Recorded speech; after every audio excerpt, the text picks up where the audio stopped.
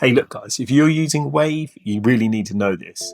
Unfortunately, Wave is changing their plan. So maybe 3 to 5 days, depending when you're watching this video, you might get stuck out. So on June the 1st, 2026, Wave is officially shutting down its legacy free features. So this means locking automated bank connections, transaction auto imports, receipt scanning, all behind a paid plan. It's still got the features, but you have to go up to a paid plan.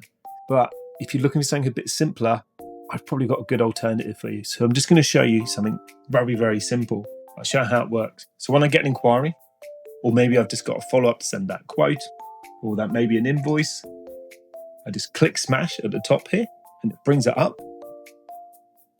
I'll just close that back a little bit. There you go. Oh, looks like the email has read the email for me. I'm just going to press quote from email.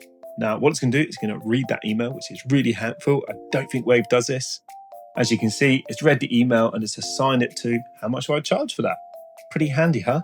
So to actually send that, I can do a couple of things. Do it as a PDF. I can send it to a payment gateway, or I can copy it, press reply, paste it in.